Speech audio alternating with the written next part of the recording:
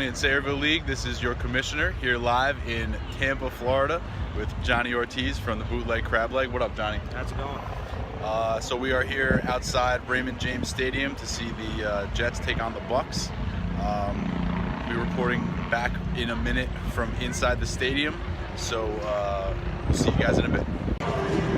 That's what Mike Evans looked like as he was taking out Marshawn Lattimore from behind, causing him to miss this week's game. That was his exact face. All right, we're here inside the stadium.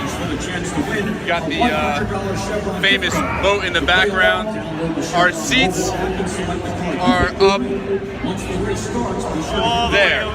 We're sitting right there, right in this section right here. So we got a while to walk. Yeah, so we got to go up.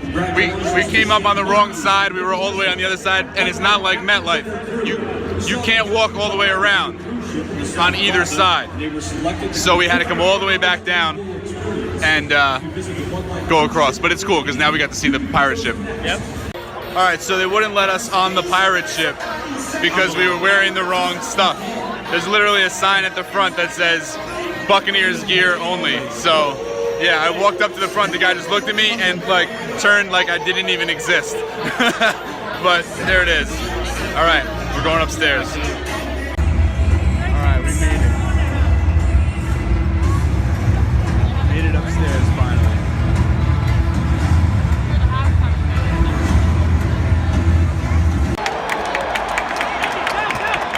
Oh, baby!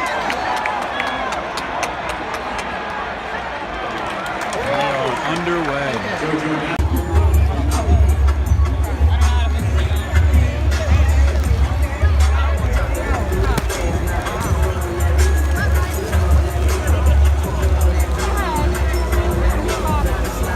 It's raining now, pretty heavy, but it's okay, we have ponchos.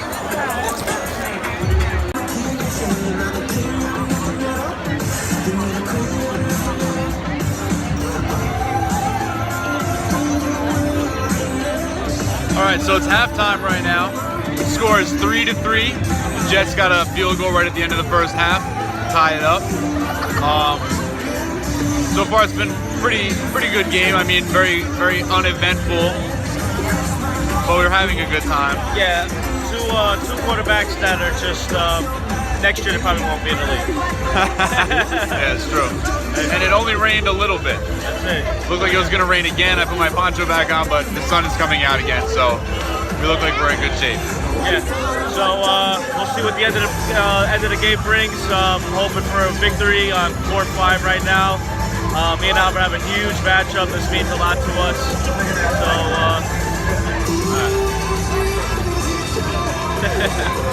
All right, go ahead anyway. Go ahead, John. So, hoping for a big victory today, man, and fuck you, Albert. All right, so that's it. Final score from Tampa Bay, Buccaneers 15, Jets 10. It was a pretty sad state of affairs, but when we bought these tickets months ago, we knew that this was going to happen. You know, they gave us a little bit of hope, only to crush our hopes, like they always do. Yeah, all the time. All right, it's starting to rain again. We're going back to the car. Back to you in the studio. Week 10 in the Always Sunny in Sayreville League, and I flew 1,000 miles to see Ryan Fitzpatrick throw to Chris Godwin. No, but seriously, I went to go see Johnny, and the game was a good excuse to do that.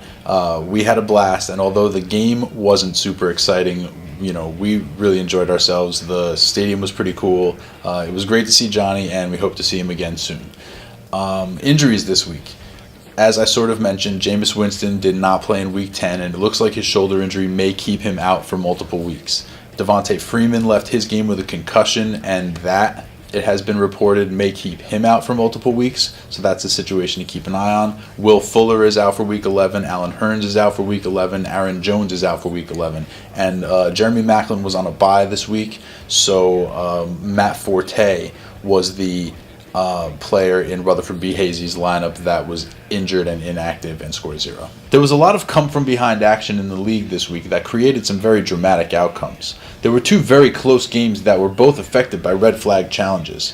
The outcomes were only solidified but not before a little bit of excitement. High score this week was Robert Woods, who put up 39.1 points, helping sweep the leg to a 1-point victory over Rusty Strombone this week. But for about 5 minutes, it was the first tie in league history. The first thing, if you're smart, whether you're the winner or the loser, in a close game like this, the first thing you do is start looking for those red flags. You start mining for those extra points that you can get here and there, wherever you can, to potentially alter the outcome in your favor. And I'm no different, and hopefully you guys are no different. Just because ESPN doesn't offer the stats doesn't mean you can't get them. So the only problem for me was I was on the road, so I'm looking on my phone, I'm trying to get all the stats. I can't get all the stats no matter what I do, go through the browser, yada yada. I can't get the stats. So, I'm just hoping for the best. I had a 1-point victory and I just didn't feel good about it. But Sunday goes by, Monday goes by. I'm driving home from the airport on Monday evening. It's dark out and I see my phone light up in the car. And I look down and it's Anthony. And he says, "Hey, I got a 4th down stop to add to my defense. That's 1 more point." And he was right. It was legit. So for about 5 minutes before I could get home, now I'm thinking the score is tied. I'm pissed off. I'm half pissed off and I'm half crushed because I'm on a losing streak and I can't get a win and all this other stuff. I come inside, I go upstairs, and I pour over the stats from the Giants game. I had the piss poor Giants defense. Shame on me. That's my mistake for even trusting the Giants in any situation at all. And thank God they had 1 4th down stop. So I sweep the leg, got that point back, and escaped with a 1-point win. Rusty Strombone, brutal loss. Brutal loss. In the other super close game, Team Blumpkin defeated I'm With Stupid by 1/10 of a point. 0.1 points for a little while. This would have been the closest margin of victory in league history, but with stat corrections always being a possibility, Team Blumpkin, Mike Dahl did the smart thing. And like I said before, whether you're on the winning side of a close game or the losing side of a close game, the first thing you need to do is check the stats and make sure that you're not eligible for some more points here, there, or somewhere else, because it has determined the outcome of games in this league before. So you don't want to be on the wrong end of that, sitting there at the end of the season missing 1 win and watching everybody else in the playoffs. But I digress. So I get a text from Dahl saying, "Hey, I got these 2 4th down stops. I don't trust a 1/10 of a point victory, even though it would be cool to have the closest win ever." He didn't want to take his chances. That's how champs stay champs, and Team Blumpkin bumped those 2 points up just to give himself a little bit of breathing room for the win. Now, I didn't mention suspensions at the top of the show, but there were 2 players who missed their game because of suspension this week, and it just so happens that both of their teams played each other this week. The Moths' 6-game winning streak was snapped by the Gotham Rogues by a score of 126.3 to 106.7 in the Suspension Bowl. The Gotham Rogues were without Mike Evans, and the Moth was finally, and almost unbelievably, without Ezekiel Elliott for the first time this season. And as it turns out, he has dropped his appeal and all this nonsense. He's not going to fight it. He's just going to serve his 6 games. So the next game that the Moth could potentially use Zeke in would be the championship game. So, here's hoping. In this game, nobody on the Moth scored over 20 points, and only Mark Ingram on the Gotham Rogues scored over 20 points. Both teams had subpar performances, I guess you could say. The Rogues in the last couple games have alternated win-loss, so they're looking to break that streak next week against I'm With Stupid, and we'll have a little bit more on the Moth in just a moment. Another team that's got a little win-loss trend going on is the Beer Muscles, who lost their game this week to the league's top team, the Schwartz, in one of Week 10's key matchups. The Schwartz won the game 127.7 to 85.5, pushing their record to 8-2, locking them into the playoffs as they push for a division title. For now, the Beer Muscles are in the playoff picture, but they occupy the 6th seed, and as we know, anything can happen at the back of the bracket. T.Y. Hilton, the Beer Muscles' newest trade acquisition, scored 4.3 points, and next week goes on a bye. So far it's been a really sound investment. All in all, the Beer Muscles got 7 single-digit scores this week en route to the lowest score of the week and the largest margin of defeat of the week. And for that, Beer Muscles is this week's GOAT. And for more on Beer Muscles' pathetic display, we go live right now to Bobby J. Hey guys, this is Bobby J, and welcome to another edition of Deadwire, where my team just totally fucking sucked ass. Complete and utter dog shit. To say you motherfuckers played like lazy, lackadaisical, overpaid prima donnas would be a fucking compliment. Watching you motherfuckers play on Sunday was kind of like, you take the hottest chick in school to the prom, and then she goes home for your best friend to seal the fucking deal. I am embarrassed. As a matter of fact, Commissioner, I apologize for running that fucking dog shit out there this week, and actually I'd like to apologize to the rest of the league, because I am so fucking embarrassed, probably the most embarrassed I have ever been since I've been in this league. And that's fucking saying something for Bobby J. Back to you in the fucking studio. The other key matchup this week was a come-from-behind classic as the bootleg crab leg defied the history books and the odds with a primetime charge to defeat the Toddler Fight Club by a score of 164.9 to 150.9. Going into the Sunday night game, the Toddler Fight Club held a 61.4 point lead, and the bootleg crab leg only had 3 players left to go. Now, it helps that those 3 players were Tom Brady, Devin Funchess, and to a lesser degree, Devontae Parker. However, 3 players, 61.4 points. The bootleg crab leg far exceeded that, beat the Toddler Fight Club soundly, and keeps himself in the playoff picture. Now, he has a brutal schedule coming up. However, he also controls his own destiny for the playoffs because he plays all the teams that are directly in front of him in his division in the standings. So if he can win out, he's winning into the playoffs. He's definitely alive and well.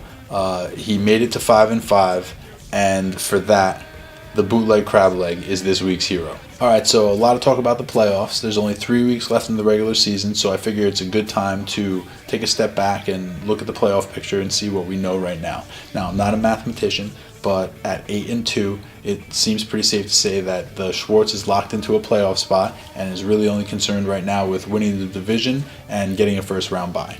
At 7-3, we have the Moth and Team Blumpkin, who are in the Porter division battling it out for the division lead. Right now the Moth holds a points lead, and at 7-3 in the number 2's division is Sweep the Leg, chasing 1 game behind the Schwartz.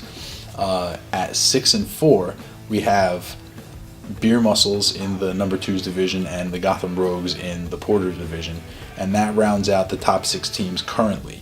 Right on the bubble at 5-5 is Bootleg Crab Leg, who we just talked about, and he plays the 3 teams in his division that are right ahead of him. So he basically controls his own destiny. Also at 4-6 is Toddler Fight Club, also in the Porter division. His schedule isn't so direct, meaning that he could win his games and still not get in. However, he's not dead yet because he could win out and finish 7-6. It's been done where teams have just turned it around, and it's been done. Speaking of done, Rusty Strombone, Rutherford B. Hazy, and I'm with Stupid at 3-7 are done.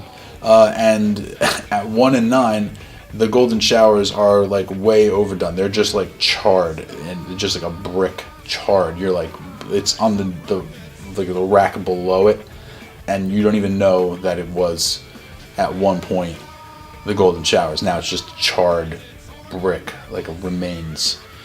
And that's the playoff picture. Alright guys, key matchups. We have 3 key matchups this weekend. The first of which is Bootleg Crab Leg's first big test. 5-5 Bootleg Crab Leg taking on 7-3 the Moth, taking on the division leader. Can gain a direct game. Already beat him once this season, so he's looking for the season sweep. The Moth, like I said before, just had his 6-game win streak snapped, and he just lost Ezekiel Elliott, so he's sort of wobbled right now. He's looking for footing. This could be a big blow that the Bootleg Crab Leg could deliver. And Team Blumpkin at 7-3 has his eye on this game as he plays against the 4-6 Toddler Fight Club in our other key matchup.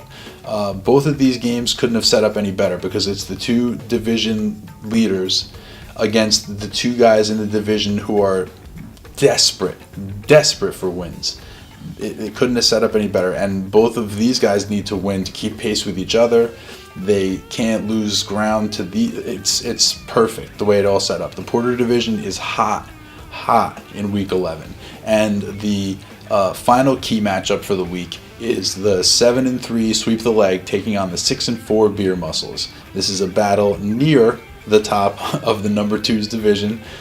Two teams that are looking to establish playoff position and also keep pace with a red hot Schwartz team going into the final stretch of the season. So that's it, guys. Week 10 update over. Remember to set your lineups, remember to vote in the polls, and I will see you next week where it's always sunny.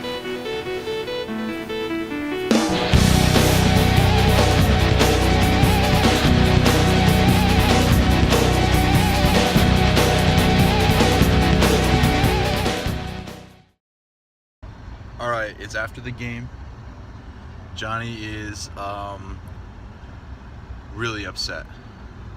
He's really bummed out. I mean, we knew that the Jets were probably, not going to be in good shape this season. We knew when we bought the tickets that that it was potential that this could happen, but Johnny's taking it really hard.